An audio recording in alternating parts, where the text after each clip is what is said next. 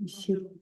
Hey, premier événement mémorable en présentiel. Ouais, c'est un événement, là, vraiment. On est en train d'ouvrir un nouveau chapitre là, pour. Je ne sais pas si on ouvre un chapitre pour la province de Québec, là, mais en tout cas, on ouvre un chapitre pour Memra. On est vraiment heureux de pouvoir vous accueillir. On veut accueillir ceux qui sont sur Zoom aussi. On est content que vous soyez avec nous. Euh, Nous avons le privilège d'avoir avec nous le pasteur Gabizon. Je crois que pour la plupart d'entre vous, vous connaissez bien, vous le connaissez bien. Il est leader messianique, j'ai envie de dire, pour le plaisir, pour mon plaisir personnel. C'est un rabbin qui a accepté Jésus dans sa vie. C'est formidable. Je ne sais pas s'il est content de faire.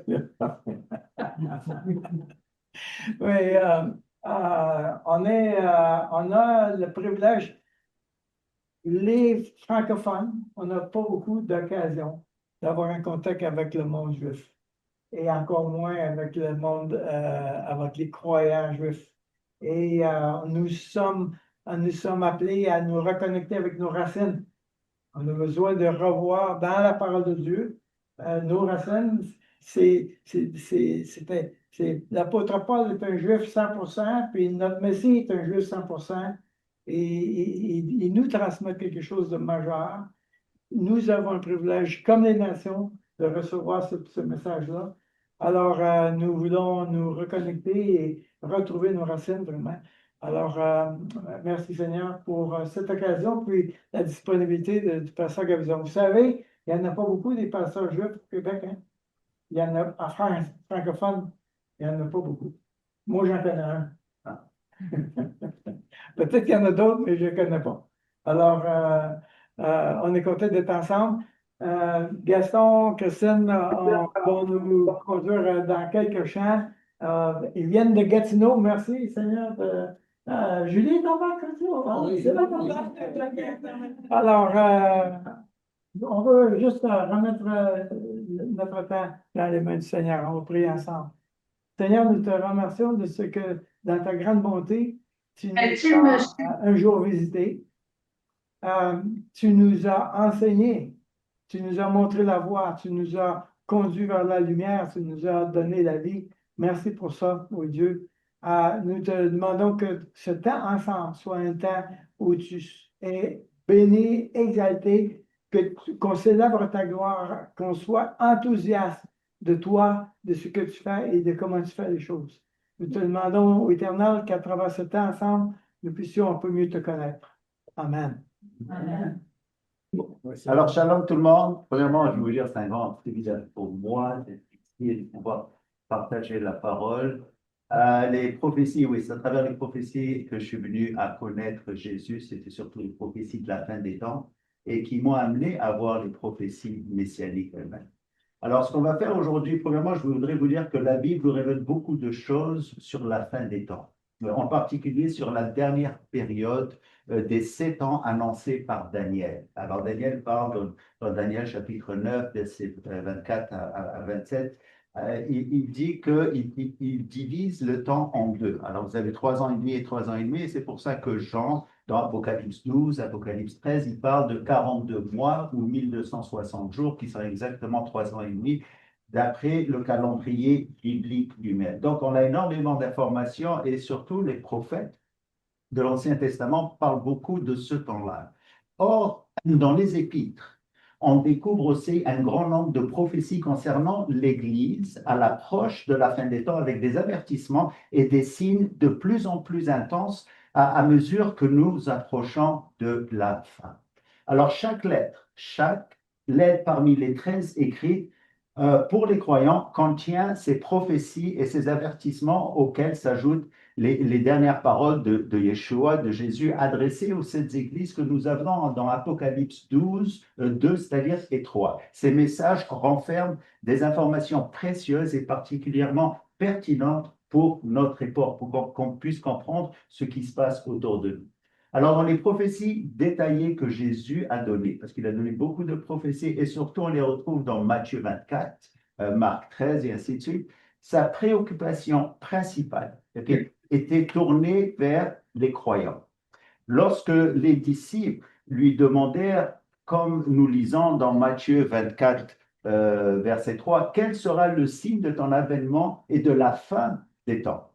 Sa première réponse fut, prenez garde que personne ne vous séduise, car plusieurs viendront sous mon nom disant, je suis le Messie, je suis le Christ, et en séduiront beaucoup. Alors remarquez que au cœur même d'un chapitre majeur consacré à la prophétie, la première inquiétude de Yeshua porte sur notre état spirituel.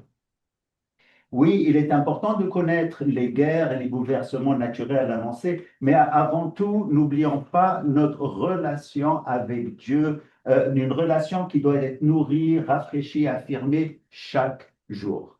Donc, c'est là notre premier devoir et au final, c'est là qui soutiendra et préservera aussi ceux qui traverseront les tribulations, non seulement ceux du temps de la tribulation, parce qu'après l'enlèvement, il va y avoir 144 000 Juifs, et ces 144 000 Juifs vont amener beaucoup de personnes à voir et à croire à Jésus, c'est-à-dire, ça on le voit surtout dans Apocalypse chapitre 7. Mais il parle aussi de notre temps, et il dit dans Matthieu 24, 13, celui qui persévérera jusqu'à la fin sera sauvé. Autrement dit, la marque du véritable croyant est la persévérance. Il demeure fidèle dans la foi parce qu'il travaille sa sanctification et son salut chaque jour avec confiance. D'accord? Notre salut est garanti, mais il faut y travailler. D'accord? Alors, encore une fois, l'essentiel est ceci. Quoi que nous fassions, on ne peut pas négliger notre croissance spirituelle. Maintenant, quelles sont ces prophéties de la fin des temps concernant particulièrement l'Église? À quoi on devrait s'attendre? En réunissant toutes les prophéties concernant l'Église dans les derniers temps, on voit apparaître un véritable système de déni. Un système de déni. À la fin des années 1950, Dwight Pentecost, dans son ouvrage Things to Come, identifia plusieurs signes qu'il regroupa sous ce qu'il appela un système justement de déni ou un mécanisme de déni. Bien qu'il ait d'abord proposé 9 formes de déni, celles-ci peuvent être résumées en 5 dénis majeurs auxquels s'en ajoute aujourd'hui un 6e devenu évident aujourd'hui pour nous que lui n'avait pas vu peut-être en son temps. Donc ce système vise à troubler et à confondre les croyants dans le but ultime de diminuer Dieu, de diminuer la parole afin de détacher le croyant du Créateur.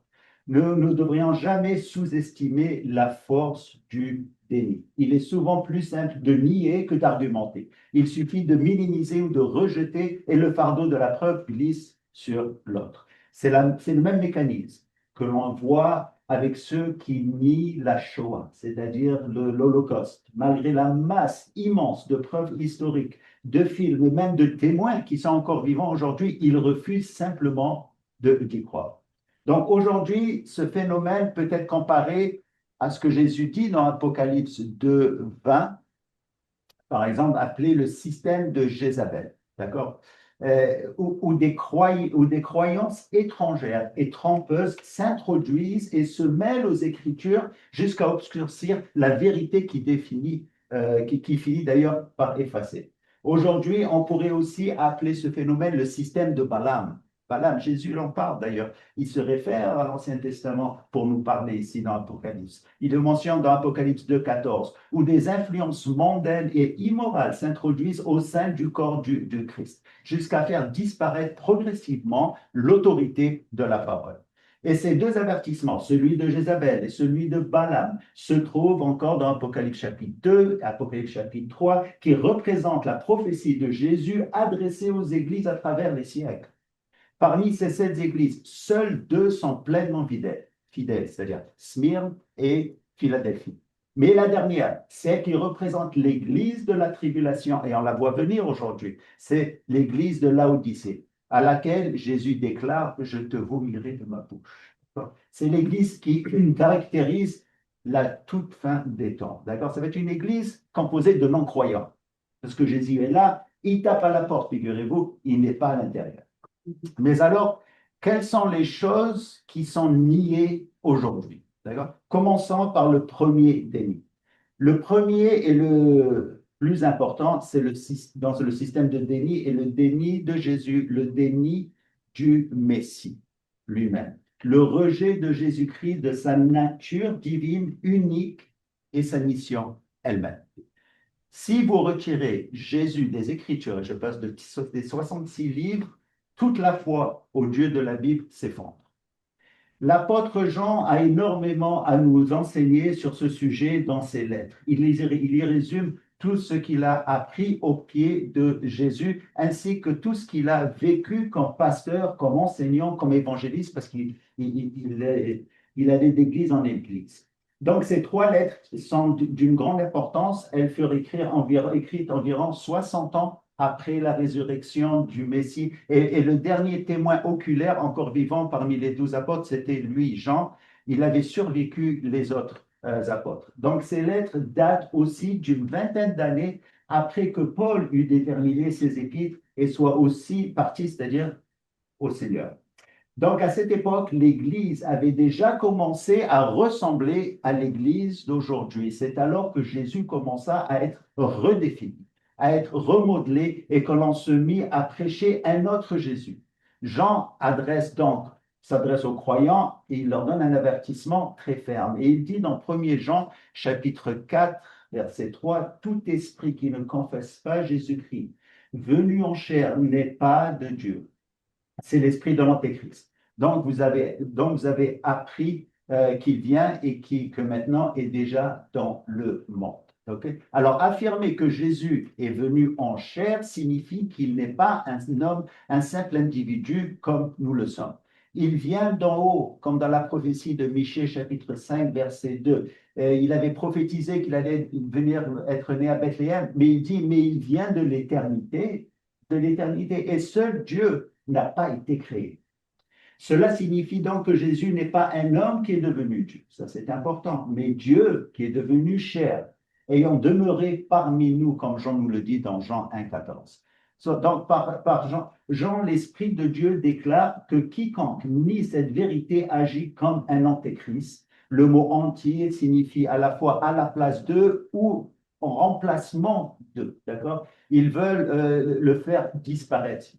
Et c'est ce que d'ailleurs les faux prophètes ou les faux enseignants vont faire. Donc, ils inventent toutes sortes d'idées pour diminuer Jésus. D'ailleurs, c'est le truc commun que vous allez voir dans tous les sectes. Ils vont toujours attaquer Jésus. Et ainsi de suite. Les moments vont vous dire que vous êtes Dieu aussi, vous allez devenir Dieu, que Dieu était un homme, et les autres sectes vont l'enlever complètement. Et Paul parle aussi dans 2 Corinthiens 11, 14, et ça c'est un verset quand même important, d'un autre Jésus, d'un autre esprit, d'un autre évangile. Alors nous devons savoir faire la différence, et comment faire la différence? C'est de connaître le Jésus qui est révélé dans la Bible. Le plus on le connaît, le plus on va pouvoir détecter ces faux Jésus, ces faux évangiles et ainsi de suite. L'autre jour, je suis allé sur l'Internet et par curiosité, je voulais voir comment les gens ont fabriqué une image de Jésus dans leur esprit, puisque la Bible nous dit de faire attention, bien sûr. Donc, je suis allé et j'ai recueilli 38 images, d'accord, différentes de Jésus. D'après vous, lequel est le vrai? Okay. Bon, on va passer tout de suite à une autre image. D'accord? Donc, Jean nous révèle qui est Jésus de Nazareth. Et observons la manière dont il ouvre ces 3 lettres. Il dit, ce qui était dès le commencement, ce que nous avons entendu, ce que nous avons vu de nos yeux, ce que nous avons contemplé et que nos mains ont touché. Okay, concernant quoi? La parole de vie. Voilà son nom, la parole de vie. Et la vie a été manifestée, nous l'avons vue, nous en rendons témoignage et nous en annonçons quoi? La vie éternelle. Voici un autre nom pour Jésus, un autre titre, qui était auprès du Père et qui nous a été manifesté. Et notre communion est avec le Père et avec qui? Son Fils Jésus-Christ, Fils de Dieu. Dans la Bible, vous savez, le Nouveau Testament, quand vous dites Fils de Dieu, on parle de Dieu lui-même. C'est ce qu'ils ont compris. D'ailleurs, quand il a dit que c'était le Fils de Dieu, ils lui ont jeté des pierres, il a dit tu blasphèmes. D'accord? Donc, 3 noms que nous voyons, c'est la parole de vie, c'est l'Écriture, c'est notre Bible, la parole qui donne la vie. Dans son évangile, Jean l'avait appelé la parole, logos, le même rat d'ailleurs, la parole. Et ici, il ajoute vie, parce que la parole de Dieu est vivante, agissante, pleine de puissance, et la vie, c'est lui qui la donne. D'accord? Il appelle la vie éternelle par une vie, pas une vie quelconque, mais celle qui conduit réellement à l'éternité, parce que lui, il vient de l'éternité. Et Jean rappelle aussi, enfin un titre que nous, à l'époque, reconnaissions comme un titre divin, bien sûr, le Fils de Dieu. Passons maintenant au deuxième déni. D'accord? Abordons ce deuxième déni qui est décrit dans ce système de la fin des temps. Il ressemble beaucoup au premier, c'est le déni de la parole de Dieu, c'est-à-dire le rejet de l'autorité des Écritures et de la sainte doctrine. Non pas par le monde, on sait qu'ils n'aiment pas Jésus, on sait qu'ils ne vont pas par la parole, mais par les gens qui sont au sein des églises et qui vont commencer à vous donner différentes doctrines. Okay? Alors, pourquoi est-ce que la Bible est si essentielle? Dieu peut être perçu dans la nature, d'ailleurs, comme Paul le dit dans Romains 1, d'accord? Il est là, on le voit, c'est pour ça que les religions ils disent ils croient en Dieu et ainsi de suite. Dieu peut être ressenti dans notre cœur, comme il le dit dans Ecclésiaste 3, 11. Il a mis dans le cœur de l'homme la pensée de l'éternité, mais seules les Écritures révèlent le caractère de Dieu, et c'est précisément ce que ce système de déni cherche à attaquer. D'accord? Voici pourquoi Dieu est aussi jaloux de sa parole. Si vous lisez à travers la parole, à Israël, il déclare: vous n'ajouterez rien de ce que je vous commande et vous n'en retrancherez rien. Et ils ont fait exactement ça, en fait, avec leur Talmud, 60 livres et ainsi de suite. Et il nous dit encore aujourd'hui, dans Apocalypse 22, 18 à 19, si quelqu'un ajoute à ces choses, si quelqu'un retranche des paroles de ce livre, Dieu lui ôtera sa parole. Donc la chute d'Israël, l'effondrement de l'Église visible qu'on voit avec Laodicée, ils ont la même base, c'est le rejet de la parole, bien sûr, de Jésus et de la parole. Ils ont ajouté, ils ont modifié la parole de Dieu. C'est pour ça que c'est important de rester avec la parole. Jésus, il a dit, l'homme ne vivra pas de pain seulement, mais de toute parole qui sort de la bouche de Dieu. En fait, il cite Moïse, d'accord? Vous mangez combien de fois par jour? 3 fois. Ok, au moins une fois. Lisez la parole. Donc, ce déni a commencé dès la naissance même de l'Église. Il n'y a rien de nouveau. De nombreux passages du Nouveau Testament en parlent. L'un des plus importants que je veux partager avec vous, c'est 1 Timothée, chapitre 4, versets 1 à 2. Alors, Paul dit, mais l'Esprit dit expressément que dans les derniers temps, quelques-uns abandonneront la foi, s'attachant à des esprits séducteurs et à des doctrines de démons. D'accord? Paul et les croyants de son époque pensaient déjà vivre dans les derniers temps. En fait, ils étaient dans les derniers temps parce que les derniers temps ont vraiment commencé avec la résurrection de Jésus. Mais il y a les derniers temps des derniers temps. D'accord? Et dans ce passage de Timothée, l'Esprit les avertit qu'avec le temps, il y aurait de plus en plus de personnes à l'intérieur même des églises qui abandonneront les Écritures, qui se tourneront vers de fausses doctrines et de faux enseignements. Et remarquez l'origine de faux enseignements. C'est quoi? C'est des doctrines de démons. C'est satanique. C'est comme ça qu'il le décrit. Tout comme le serpent dans le jardin d'Éden, ces démons sont perfectionnés aujourd'hui, d'ailleurs, avec des méthodes qu'ils ont. Ils se manifestent de manière subtile par des enseignements trompeurs et ainsi ils séparent, ils isolent et éloignent progressivement les croyants de Dieu. Donc, Paul dit qu'il s'agit d'une révélation directe de l'Esprit. D'accord? Paul était d'ailleurs pasteur, des fois il appliquait la loi, mais il dit ça, je l'ai reçu directement pour vous. Donc, c'est très important aussi. Tout ce qui est important est inspiré. Mais là, il dit c'est de l'Esprit. Alors, avons-nous réellement pris conscience d'ailleurs de l'origine, des conséquences des enseignements faux ou contrefaits? D'accord? Il s'agit du moment où des idées anti-bibliques sont d'abord tolérées, ensuite finalement acceptées au sein d'une assemblée. Et que devient celui qui écoute continuellement ces doctrines démoniaques? Ok, ils ont leur conscience cautérisée. Ok, c'est-à-dire c'est brûlé par un fer. Et donc c'est très graduel. Passons maintenant au troisième déni. Okay, dans la logique de ce système de déni, le troisième élément est le déni de la foi. de la foi. Ce phénomène ne cesse de croître, car lorsqu'on retire Dieu et sa parole, la foi disparaît. D'accord? La première partie de 1 Timothée chapitre 4 déclare, mais l'Esprit dit expressément que dans les derniers temps, quelques-uns abandonneront quoi? La foi. La foi. Qu'est-ce que la foi? La foi, c'est de dire Amen à Dieu. Dans la plus longue prière des Écritures, que nous retrouvons dans le livre de Néhémie, chapitre 9, nous lisons que Dieu a trouvé Abraham et l'a choisi parce qu'il avait un cœur quoi? Fidèle. Le mot en hébreu fidèle, c'est Aman, d'où vient le mot Amen, okay, qui est l'expression de la foi. Donc cette foi est l'œil de la vision spirituelle, celui par lequel nous percevons Dieu. D'accord? C'est un don. On peut prier pour avoir plus de foi. Et d'après Hébreux chapitre 11, bien sûr, c'est une ferme assurance, une démonstration des choses qu'on ne voit pas. Mais remarquez le mot qui accompagne ce passage, abandonner. Abandonner, le grec aphistémie, traduit par abandonner, est de la même racine que le mot apostasie, d'accord, qui signifie un divorce. Un divorce. C'est lorsque quelqu'un se sépare de Dieu après l'avoir connu. Okay? Ces gens-là n'ont jamais eu de salut. D'accord? Il y a beaucoup qui viennent, mais après un bout de temps, ils s'en vont. D'accord? Et s'ils sont partis, c'est pour qu'on sache qui ils sont, comme Jean le dit dans 1 Jean 2, 19. Donc, cette apostasie est précisément ce que les Écritures annoncent comme devant précéder le temps de la tribulation et le temps de l'Antéchrist. Il y a eu beaucoup d'apostasie ces temps-ci. Je parle des 5 dernières années, on les a vues.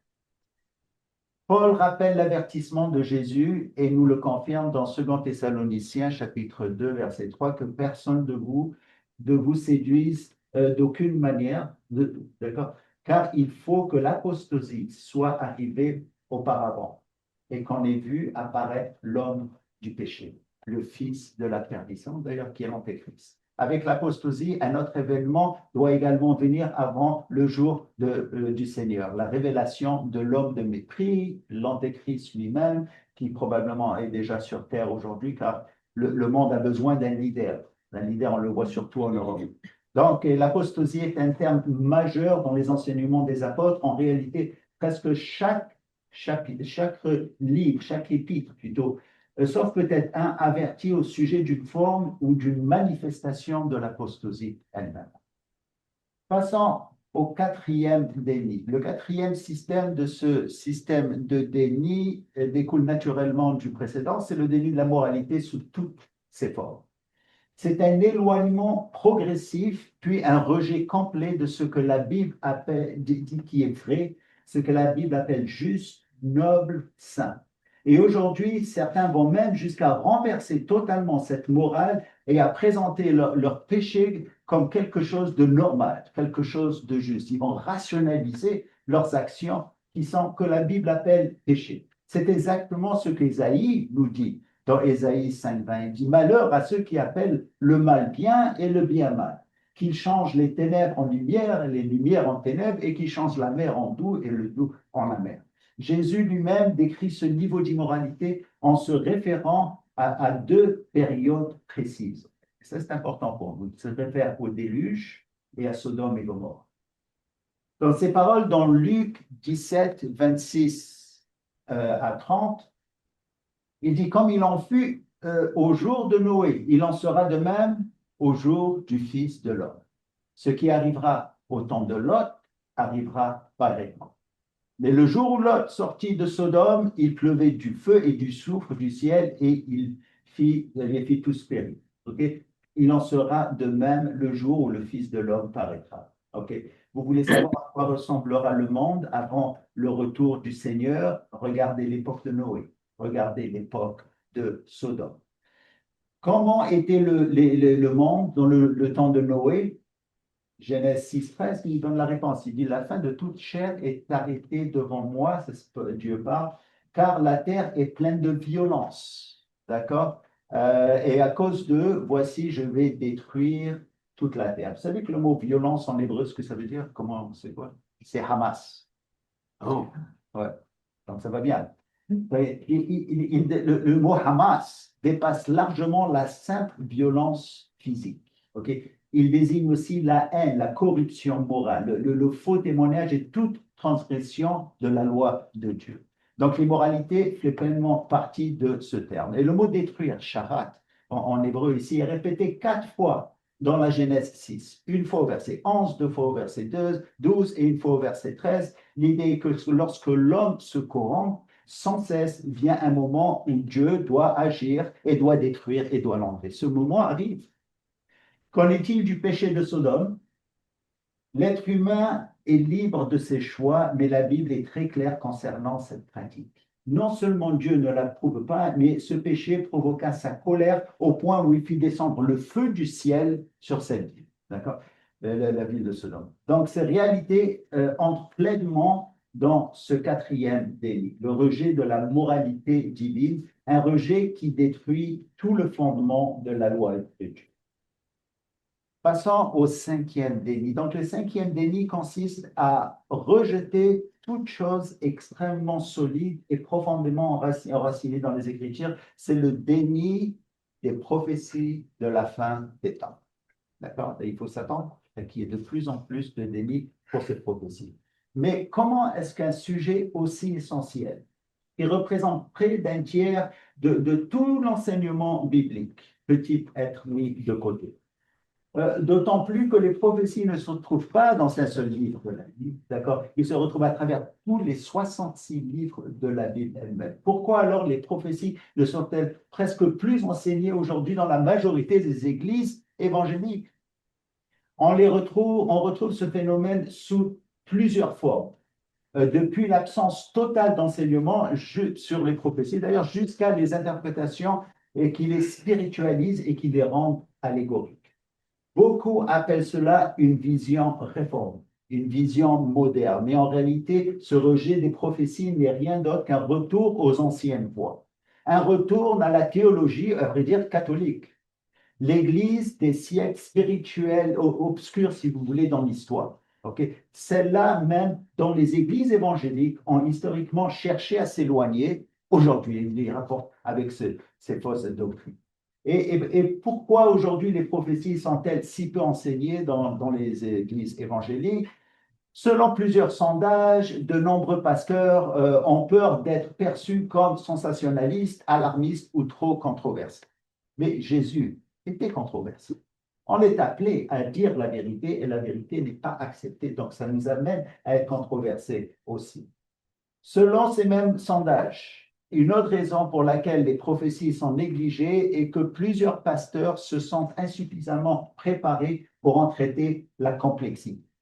Oui, l'étude des prophéties demande du travail, mais ce n'est pas une raison pour ne pas l'enseigner. Un constructeur ne peut pas dire je fais seulement les murs et le plancher, mais la fondation, c'est à vous à la faire. C'est-à-dire le reste, quoi. Qui a jamais prétendu que le christianisme biblique est facile? C'est pas facile. Ben, c'est extraordinaire, ça demande beaucoup d'études et des études quotidiennes. Pourtant, l'étude des prophéties ne sert pas seulement à connaître l'avenir, il révèle le caractère de Dieu et son plan parfait pour l'humanité. Il donne de l'espoir, il donne de la confiance, une attente même joyeuse et une perspective éternelle. D'ailleurs, les prophéties de la fin des temps nous parlent de notre maison au paradis. Là. Donc, elles nous aident à être transformés à son image. Donc, ce manque d'intérêt, au fait, pour les prophéties des derniers temps avait déjà été annoncé par plusieurs prophètes, et tout particulièrement par Pierre, dans 2 Pierre, chapitre 3, versets 3 à 4. Écoutez ce qu'il dit. Il dit, sachez avant tout que dans les derniers jours, il viendra des moqueurs, marchant selon leur propre convoitise et disant, où est la promesse de son avènement?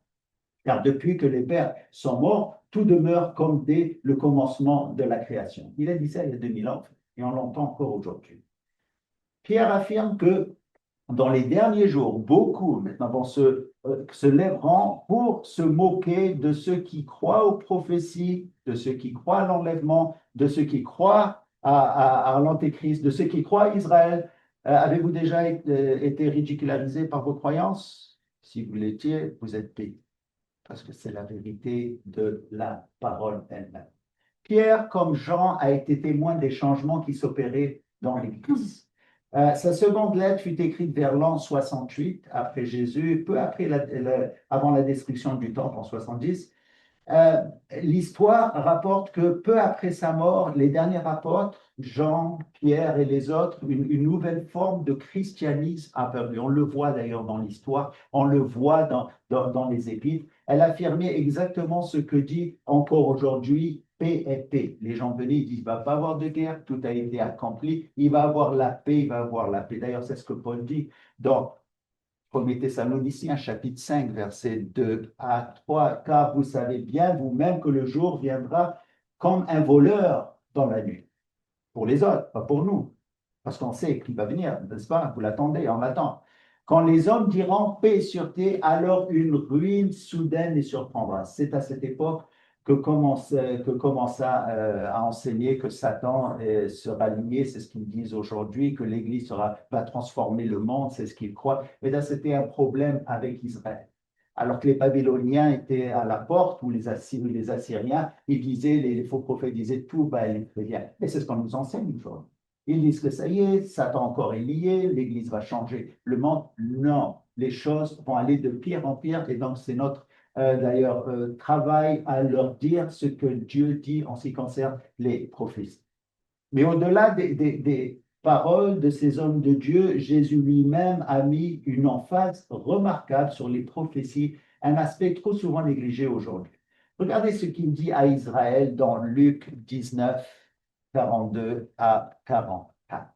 Juste après avoir annoncé la destruction future du temple de Jérusalem, il dit, il ne laissera pas en toi pierre sur pierre, parce que tu n'as pas connu le temps de ta visitation. Que voulait dire Jésus par le temps de la visitation?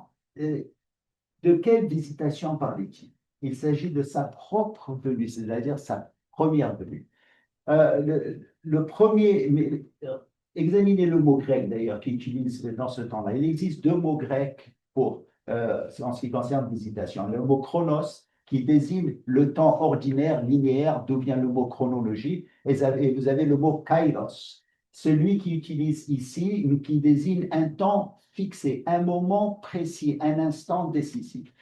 Pourquoi il dit ça? Parce que Daniel, lui, avait donné un temps spécifique quand Jésus allait venir. Il le dit là dans Daniel 9, 24 à 27. C'est pour ça que les premiers faux prophètes, ou plutôt messie, sont arrivés dans le temps de Jésus eux-mêmes. Eux, ils ont connu, ils ont lu les prophéties, mais les autorités religieuses, pas du tout. D'accord? Alors il dit, vous n'avez pas connu ce temps précis, parce que les prophéties sont très précises.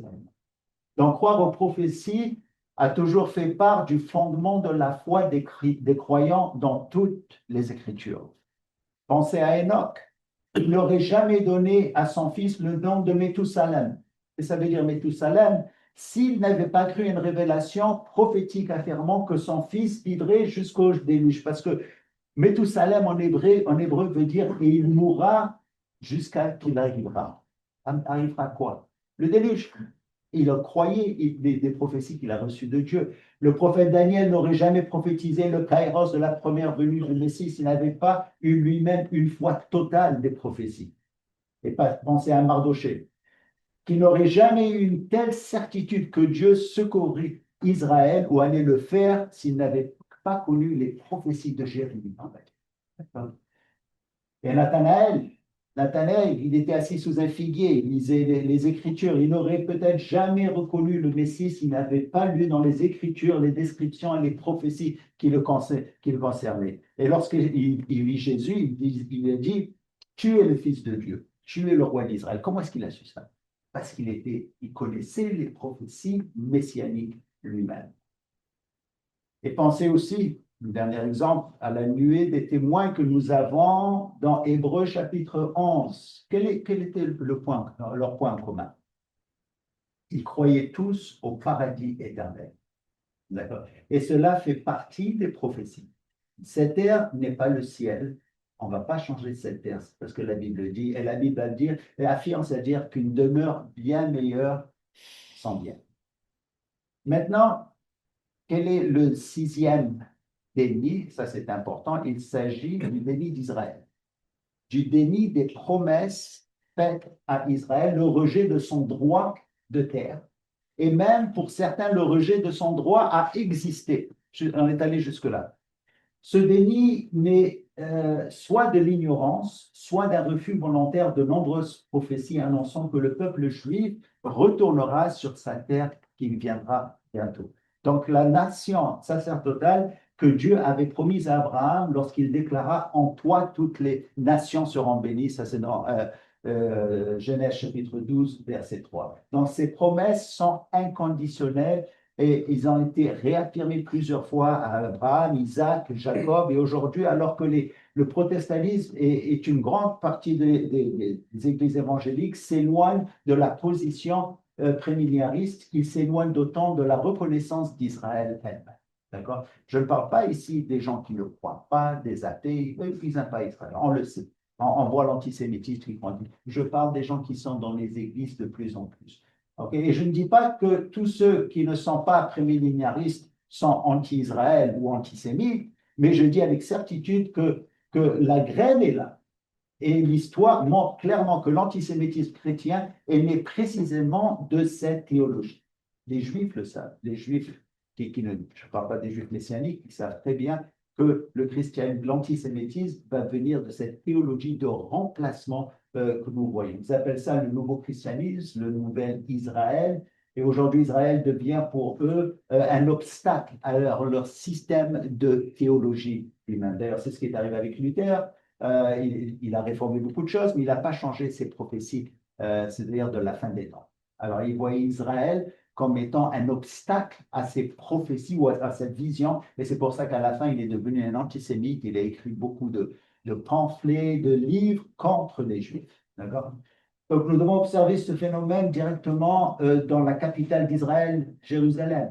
Quand Jésus dit que toutes les nations vont venir autour d'Israël, on le voit déjà. Vous savez qu'il y a 15 communautés chrétiennes différentes qui vivent côte à côte à Jérusalem. Qu'est-ce qu'ils font là? Parce qu'ils croient que Jérusalem est à eux. Ils disent c'est notre pays. Il y a 158 églises dans cette ville. Petite ville, Jérusalem est petite. Qu'est-ce qu'ils font là? Je parle de l'ancienne Jérusalem surtout. Ils sont là parce qu'ils disent que Jérusalem est à eux et que les Juifs d'Israël n'ont plus de place là-bas. Et là, on va voir que ça va aller de plus en plus avec le temps, justement. Et nous lisons, je vais vous apporter ce passage en conclusion aussi.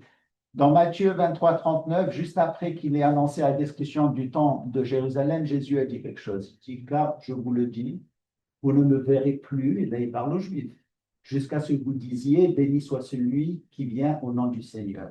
Voyez le rôle majeur qu'Israël joue dans les prophéties de la fin des temps. Béni soit celui qui vient au nom du Seigneur. C'est une citation du dernier psaume du Hallel au psaume 118, verset 26. C'est une acclamation messianique qui exprime l'acceptation du Messie par Israël. Et parce que les Juifs sont amenés à recevoir ou à reconnaître Jésus avant la fin des temps, c'est pour ça qu'il y a un grand antisémitisme. C'est pour ça que nous voyons dans le livre d'Apocalypse, chapitre 12, où Satan, à la fin, va faire son possible pour exterminer tous les Juifs de la terre.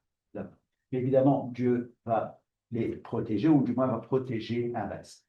Ainsi, pour résumer, le système de déni, d'accord, il commence par s'attaquer à la tête, en niant la personne, la nature et le ministère de Yeshua. En faisant cela, ils sont ensuite conduits à nier la puissance de la parole de Dieu, qui est un autre nom pour Yeshua.